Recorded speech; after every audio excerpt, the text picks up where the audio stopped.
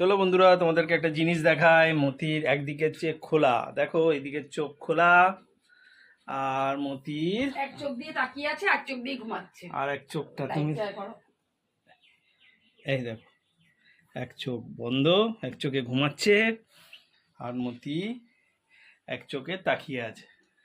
কারোর এরকম করে এক চোখে তাকিয়ে আছে। এই দিক দিয়ে ও সব লক্ষ্য রাখছে কোথায় কি হচ্ছে, মা কি করছে, কারণ ওই সামনের দিকটাই হচ্ছে রান্নাঘর, আর এই দিকের চোখে ও ঘুমাচ্ছে।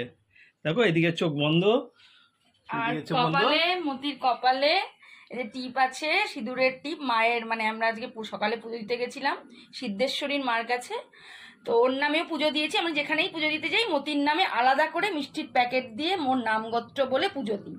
তো সেখান থেকেই মায়ের পায়ের সিঁদুর আমি নিয়ে এসেছিলাম, নিয়ে এসে মতির কপালে দিয়েছি, পরিয়ে দিয়েছি, যাতে মতি খুব ভালো থাকে, সুস্থ থাকে আর দীর্ঘ জীবন লাভ করে।